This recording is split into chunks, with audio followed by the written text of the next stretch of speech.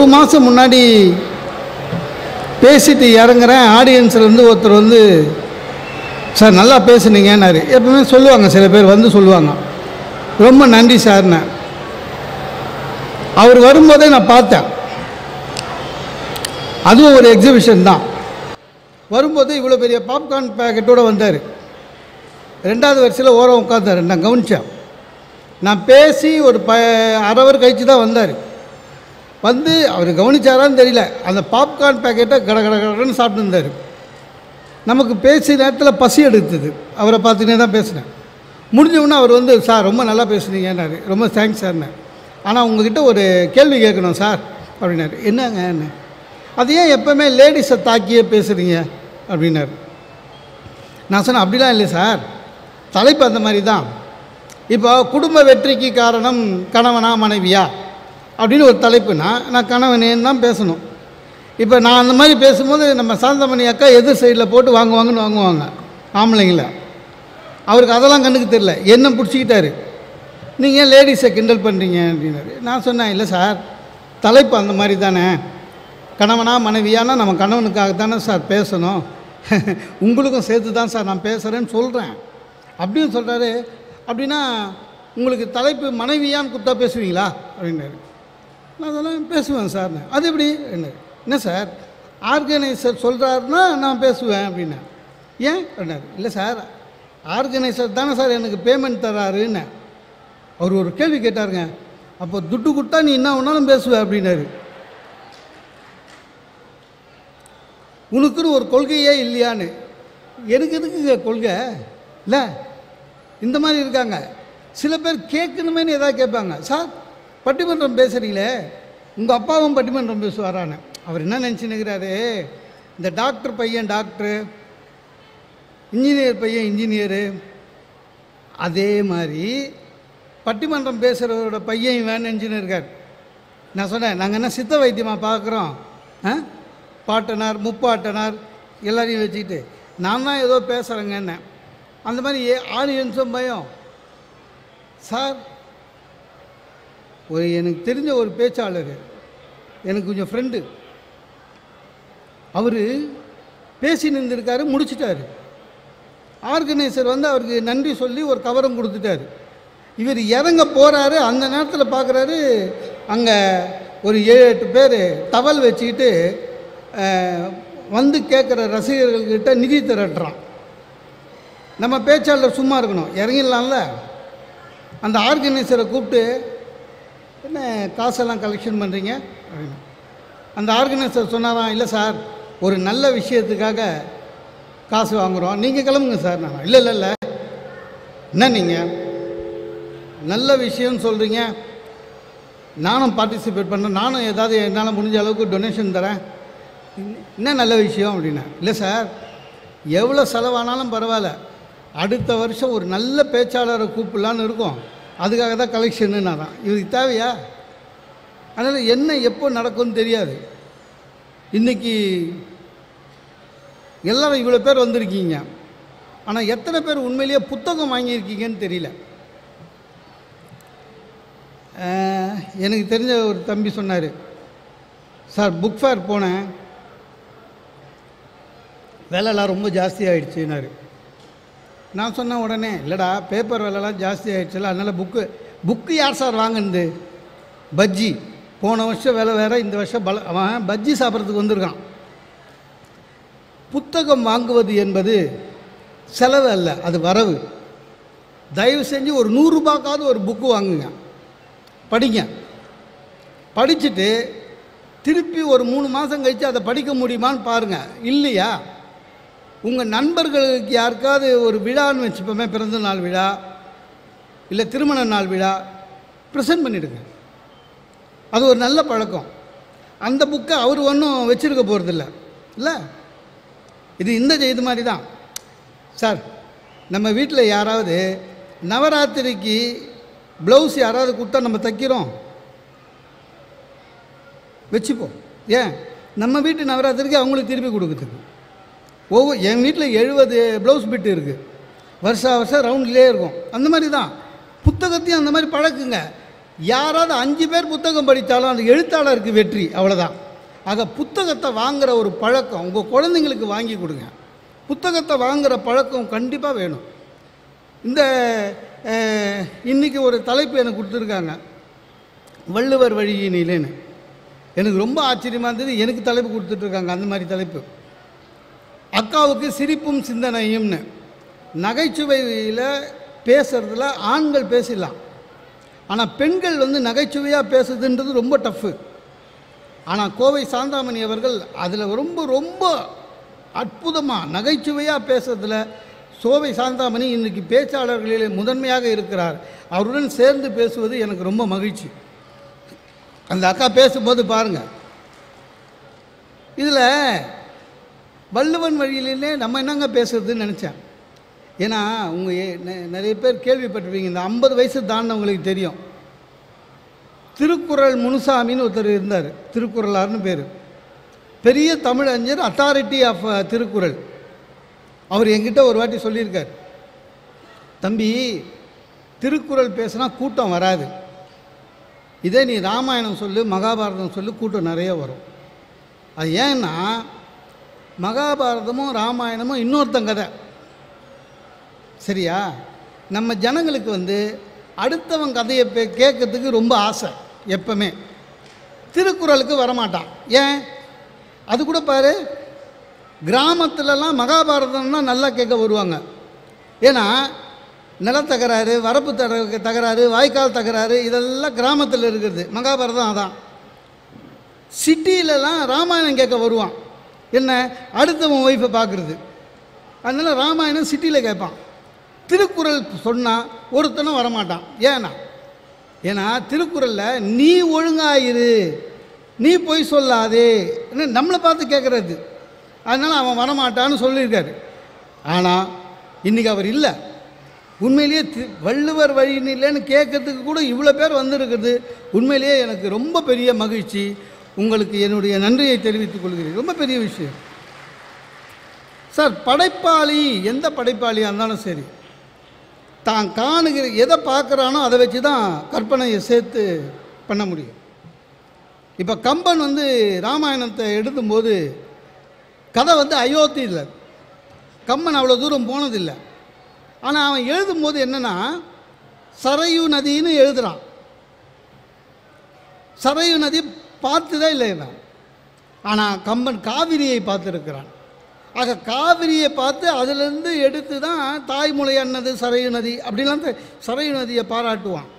ஆக எதுவாக இருந்தாலும் சரி, எதையாவது பார்த்தால்தான் எழுத முடியும். வள்ளுவரை அவர் மதுரையா மயிலாப்பூரா ஒரு பிரச்சனை ஓடிட்டு இருந்தது. ஆனால் அவர் மயிலாப்பூர் தான் பிறந்தாருன்றதுக்கு ஒரு பெரிய உதாரணமாக எடுத்தது எது தெரியுமா? அவருடைய எழுத்து.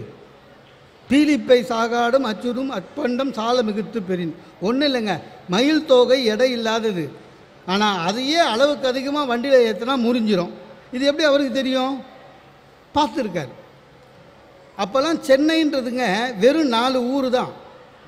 திருவொற்றியூர், திருவல்லிக்கேணி, திருமயிலை, திருவான்மியூர் 4 ஊர் தான். மீதியெல்லாம் காடு. அதில் மயிலையில் வாணிபம் கடல் வழியாக நடந்திருக்கு. ஆக வள்ளுவர் எழுதியதெல்லாம் அவர் காலத்தில் பார்த்தது. உண்மையிலேயே அதான் புலால் உண்ணாமை. அப்போ அவர் காலத்தில் சாப்பிட்ருக்கோம். கல் உண்ணாமை, டாஸ்மாக் அப்பவும் வந்திருக்கு இல்லை, எல்லாமே இருந்திருக்குங்க. பிறன்மனை நோக்கா பேராண்மை நம்மளால் அப்பவும் வந்திருக்கான். ஆக எதை பார்க்குறாரோ அதுதான் எழுத முடியும். சார் வரி கொடுங்கோமையில் சொல்கிறாரு, வரி வசூல் பண்ணுறது எப்படின்னா ஒழுங்காக பண்ணணும். இந்த வழிபறி கொள்ளைக்காரன் தடியோடு நின்று அடித்து வாங்குவானே அந்த மாதிரி அப்போ வழிபறி கொள்ளை இருந்திருக்கு. ஆனால் ஒன்றும் இல்லை, அது சொல்லலை. ஊதியம் பற்றி சொல்கிறாரு. வேலை செஞ்சால் ஊதியம், ஊதியம் இல்லை உயிருக்கு. அதனால் ஊதியத்தை சொல்கிறாரு, லஞ்சம் பற்றி பேசலை. அப்போ ஒரு வேளை இல்லைன்னு அர்த்தம். ஆனால் சேக்கிழார் காலத்தில் லஞ்சம் வந்துடுச்சு. ஏன்னா அவர் சொல்கிறாரு, திருநாவுக்கரசரை பிடிச்சிட்டு வரும்போது பல்லவ மன்னன் சொல்கிறான் அவனோட படை வீரர்கள்கிட்ட, போய் மரியாதையாக திருநாவுக்கரசரை ஒழுங்காக கூட்டின்னு வந்துருங்க அரெஸ்ட் பண்ணி, அவர்கிட்டயே காசு கீசு வாங்கின்னு விட்டுற போகிறீங்கன்னு. அப்போவே இருந்திருக்கு. ஆக இந்த புலவர்கள் எல்லாம் எதையெல்லாம் பார்க்கிறார்களோ அதையெல்லாம் எழுதியிருக்கிறார்கள். அவ்வளோதான். ஒன்றே ஒன்றுங்க, வள்ளுவர் வழியினிலே நாம் நடக்க முடியுமா? நீங்கள் என்ன கிண்டலாக பார்க்குறீங்க, முன்னால் முடியுமான்னு? முடியாது. ஆனால் சுவாமி விவேகானந்தர் சொல்கிறாரு, நீ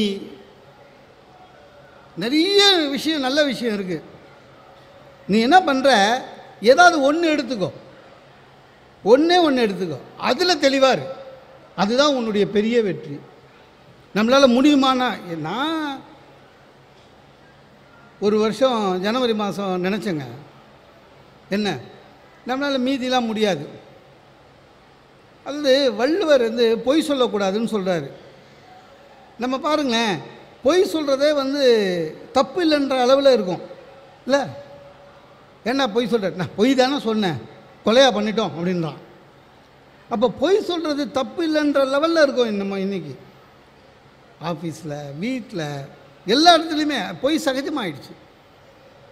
நானே இந்த ஜனவரி 1ஆம் தேதி இந்த சபதம் எடுப்போம்ல, நாளையிலேருந்து சிகரெட் பிடிக்க மாட்டேன், 2 நாள் இருப்பான், நாளையிலேருந்து குடிக்க மாட்டேன், 1 நாள் இருப்பான்.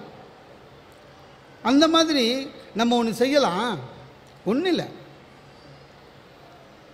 ஒவ்வொரு மாதமும் 1ஆம் தேதி என்ன ஆனாலும் சரி பொய் சொல்லக்கூடாது. அது அஃபிஷியலாக இருந்தாலும் சரி, பர்சனலாக இருந்தாலும் சரி, ஒவ்வொரு மாதமும் 1ஆம் தேதி பொய் சொல்லக்கூடாது அப்படின்னு 1ஆம் தேதி ஜனவரி 1ங்க பூஜை ரூமில் சாமிக்கிட்ட வேண்டிக்கிட்டு பொய் சொல்லக்கூடாது. எவ்ரி ஃபஸ்ட்டு சொல்லிவிட்டு வெளில வந்தேன். என் ஒய்ஃபு டிஃபன் சாப்பிடுங்கன்னான். உட்கார்ந்தேன். என்ன டிஃபனுன்னு, பூரி சென்னான்னா வச்சா. அந்த சென்னா படு கேவலமாக இருந்தது. இதில் வேற கேட்டா சென்னா எப்படி இருக்குன்னு. சார் இப்போ தான் சத்தியம் பண்ணிட்டு வந்தேன், என்னண்ணே பொய் சொல்ல மாட்டேன்னு. கேவலமாக இருக்குன்னு சொல்ல முடியாதுங்க. சொன்னால் ஜனவரி 1 போச்சு, சூப்பர் அப்படின்னேன், முடிஞ்சு போச்சு, சபதம் அவ்வளோதான். முடியாது. ஆனால் அதை நோக்கி போகிற முயற்சி தான் வாழ்க்கையுடைய வெற்றி. சார் வாழ்க்கை வெற்றினா நிறைய பேர் தப்பாக நினைக்கிறான். பணம் சேர்க்கறது, காரை சேர்க்கறது. உண்மையிலேயே நீங்கள் வாழ்க்கையை ஜெயிக்கிறீங்கன்னா எப்படி தெரியுமா? மற்றவங்கள மாதிரி நம்ம நடக்க வேணாம் சார். நம்ம வழி என்ன வழியோ அதில் அட்லீஸ்ட் நம்ம குழந்தைங்க நம்ம வழி, நம்ம பாதையில் நடந்தாலே நம்ம வாழ்க்கையில் ஜெயிச்சிட்டோன்னு அர்த்தம். அதை ஞாபகம் வச்சுக்கணும். நம்ம குழந்தைங்க நம்ம பாதையில் நடக்கணும். நடக்க முடியுமா? முடியாது. எங்கள் அம்மா எங்கள் தாத்தாவை பற்றி ரொம்ப சொல்லுவாங்க. எங்கள் தாத்தா ரொம்ப நல்லவருங்க, ரொம்ப நல்லவர். எங்கள் அம்மா சொல்லுவாங்க, நீ யார் மாதிரியும் வேணாடா, தாத்தா மாதிரி வா, நீ ஜெயிச்சிருவ வாழ்க்கையில்னு. சத்தியமாக முடியாது. ஃபர்ஸ்ட் ஆஃப் ஆல் எங்கள் தாத்தாவுக்கு 17 குழந்தை. அதை தவிர போஸ்ட்மேனை வேறு வேலை செஞ்சுருந்துருக்காரு இல்லைங்க. அப்போ டெலிவரி கரெக்டாக இருந்துக்குது. ரொம்ப நல்லவர். யார் எது சொன்னாலும் நம்பிடுவாராம். நான் அவர் கூட எனக்கு நல்லா ஞாபகம் இருக்குது. அவர் கூட உட்காந்து செஸ் ஆடியிருக்கேன். இந்த உலகத்திலேயே அமைதியாக ஆடுற ஆட்டம் செஸ்ஸு, எல்லாருக்கும் தெரியும். ஆனால் எங்கள் தாத்தா கூட ஆடினீங்கன்னா ஃபுட்பால் மேட்ச்சில் கலந்துக்கின மாதிரி இருக்கும். இடு வெய், நீ அதை வச்சுன்னா நான் இதை வைப்பேன். அதாவது அவர் என்னென்ன மூவ் பண்ண போகிறாருன்னு நம்மக்கிட்ட சொல்லுவார். அப்புறம் நீ என்ன பண்ணுவேன், நான் இங்கே வச்சேன்னா அது வேறு கேட்பார். அது செஸ்ஸா ஃபுட்பாலா ஒன்றும் தெரியாது. சார் எங்கள் தாத்தா சின்ன வயசில் ஒருத்தர் என்ன பண்ணியிருக்கான், எங்கள் தாத்தாவை இந்திரா காந்தியை நேரில் காமிக்கிறேன்னு கூட்டிகிட்டுக்கிறான் வடக்க. இவரும் போயிருக்காருங்க. அவன் போனவன் என்ன பண்ணியிருக்கான், ஒரு சேடு கடையில் இவரை வச்சுட்டு போயிட்டான். அப்புறம் அவர் அங்கே ஒரு 3 மாதம் வேலை செஞ்சு ரிட்டர்ன் வந்திருக்காரு. ஒருத்தர் நம்மளை ஏமாத்தினான்னு கூட அவருக்கு தெரியலிங்க. அவர் பாட்டிமா கிட்ட சொன்னாராம், எனக்கு அப்போவே தெரியும் இந்திரா காந்தி என்னை பார்க்க மாட்டாங்கன்னு. அந்த அம்மா காங்கிரஸ், நான் டிஎம்கேனாராம். இவரை மாதிரி நம்ம வர முடியுமாங்க? முடியவே முடியாது. ரொம்ப கஷ்டம். ஆக வாழ்க்கையில் வெற்றி பெறணும், வள்ளுவனை பார்க்கணும். எந்த ஒரு பெரிய மனிதனும் மகானும் தலைவனும் எவனாக இருந்தாலும் சரிங்க சார், ஒரே ஒரு கொள்கையில் அவங்க நின்றுட்டாங்கன்னா ஜெயிச்சிருவாங்க. அவங்க ஏன் இந்த உலகத்துக்கு வந்தாங்க, அவங்க வாழ்க்கையுடைய குறிக்கோள் என்னன்னு அவங்களே சொல்லுவாங்க. சார், என்னை நன்றாக இறைவன் படைத்தான், தன்னை நன்றாக தமிழ் செய்யுமாறே திருமூலர். அகத்தே கருத்து புறத்தே வெளுத்திருந்த உலகர் அனைவரையும் சகத்தே திருத்திட சன்மார்க்கம் வந்தேன் வள்ளலார். என் பாட்டு திறத்தாலே இவ்வையத்தை பாலித்திட வேண்டும் மகாகவி பாரதி. என் வாழ்க்கை தான் நான் மக்களுக்கு சொல்லுகிற செய்தி மகாத்மா காந்தி. எல்லாமே ஒரு என்ன ஒரு அவங்க எதை மெயினாக நினச்சாங்களோ அதை சொன்னாங்க. சரி, வள்ளுவர் சொன்ன வழியில் நம்ம போகக்கூடிய நிலை இருக்குது. ஒன்றும் இல்லைங்க, அன்புடைமைன்னு 10 அதிகாரம், ஒரு அதிகாரத்தில் 10 குறள் அன்புடைமைன்னு. அன்பிலார் எல்லாம் தமக்குரிய அதெல்லாம் படிக்கிறோம். அன்பாக இருக்கிறோமா, அதுதான் கேள்வி. நான் சொல்கிறேன், அன்பாக நடிக்கிறோம். அன்பாக இருக்கிறோமா, அன்பாக நடிக்கிறோம். ரொம்ப கஷ்டம். நீங்கள் ஒன்றும் இல்லை, ஒரு குரூப் ஃபோட்டோவில் நிற்கிறோம், சிரிச்சா மாதிரியே. அது உண்மையிலேயே சிரிப்பா? நடிப்பு. குரூப் ஃபோட்டோவில் ஒய்ஃப் பக்கத்தில் நின்று சிரிக்கிறோம் சார். நமக்கு எவனுக்கும் அவார்டு தரோம், நமக்கு தான் உண்மையிலே தரணும். சிரிச்சா மாதிரியே இருப்போம் பார்த்தீங்களா ஃபோட்டோவில். நடிப்பு. நம்ம மேனேஜர் வராரு, சிரிச்சா மாதிரியே எழுந்து குட் மார்னிங் சொல்கிறோம். உண்மையிலேவா? நடிப்பு. ஏன்? அவன் தான் நம்மளுக்கு இன்க்ரிமெண்ட் போடுறவன், அதனால் ஒரு சலாமு. எல்லாமே நடிப்பாயிடுச்சு. ஆக அன்பாக நடிக்க ஆரம்பித்து விட்டோம். நம்ம உள்ளே நுழையிறோங்க. மாமனார் டக்குன்னு எழுந்துக்கிறார். எனக்கு அவருக்கும் வயசு 20-25க்கு மேலே என்னோட மாமனார் டக்குன்னு எழுந்துக்கிறாரு. எனக்கு அவர் மரியாதை கொடுக்குறாரா? நடிக்கிறார். நம்மளை மாமா உட்காருங்க மாமா, நம்ம மரியாதை கொடுக்குறோமா? நடிக்கிறோம். எல்லாமே நடிப்பாயிடுச்சு சார். அன்பு நடிப்பானதுனால தான் ரொம்ப பிரச்சனை. நீங்கள் அன்பாக இருக்க ஆரம்பிங்கள், உங்களுக்கு மனிதநேயம் தானாக வரும். மனிதநேயத்தினுடைய அடிப்படை அன்பு. வள்ளுவன் சொல்கிறான், அன்பாக இரு போதும் இந்த உலகத்துலன்னு. ஆனால் அன்பாக இருக்கிறோமா? இல்லை. இந்த தகவல் உங்களுக்கு பிடிச்சிருந்தா லைக் பண்ணுங்க, உங்க ஃப்ரெண்ட்ஸுக்கு ஷேர் பண்ணுங்க, மறக்காம எங்க சேனலுக்கு சப்ஸ்கிரைப் பண்ணுங்க.